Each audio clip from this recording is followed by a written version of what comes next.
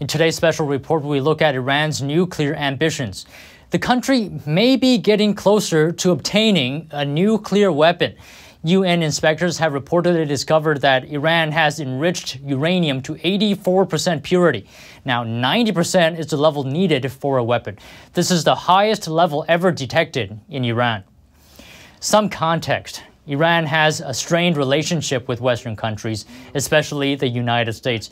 Iranian officials have even threatened to attack the United States and its allies. So the Western world has been heavily focused on Iran's nuclear capabilities. The International Atomic Energy Agency, or IAEA, says around 55 pounds of 90% enriched uranium would be necessary for a nuclear weapon. It says it's aware of the reports that Iran has 84% enriched uranium, but it neither confirms nor denies the reports. Iran, on the other hand, denies them and accuses Western media of smearing and warping facts. For expert insight on the situation, we talked to nuclear chemist Tомас Шинзарт. He noticed that the reports don't necessarily tell us if Iran has enough materials necessary for a functioning nuclear weapon. And you can definitely get what we call hot particles, where you have an individual particle that has very high enrichment, or if you're not talking about uranium, just has very high radioactivity levels that is not representative of the bulk of the material.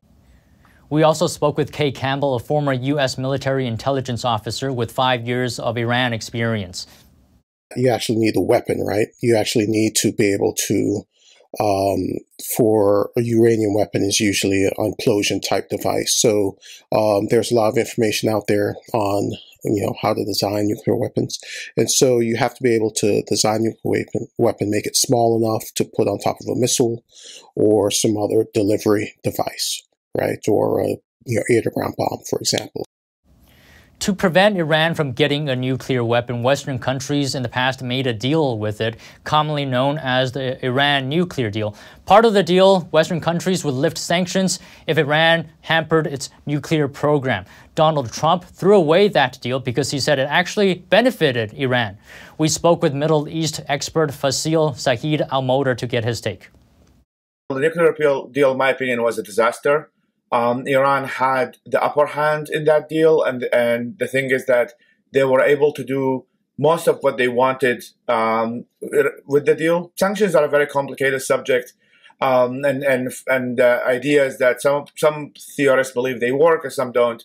I'm actually somewhere in the middle. I think that the fact that we are seeing now with a lot of the protests and the harm of the Iranian, and the sanctions did a lot of harm to the Iranian economy. It's waking a lot of people up inside Iran about the threats of their own regime to the entire world and the neighboring countries. Arya Leytstone, a former special envoy for the Abraham Accords, says the sanctions currently in place are half measures. He says these half measures do not work and we need something stronger. Either you want to crush this regime or you don't want to crush the regime. If you want to crush the regime, then you have to go full force completely and totally. So I'm not advocating military intervention at this point in time. I'm advocating that the Western world comes up with sanctions that cannot be evaded. And those sanctions, be it evaded through China, which is happening in real time, or Russia, which is also happening in real time, we have the ability to have a united front against Iran. The IAEA's Board of Governors is meeting on March 6th. It's very likely they'll give us an update on the situation at that time. We'll keep you updated.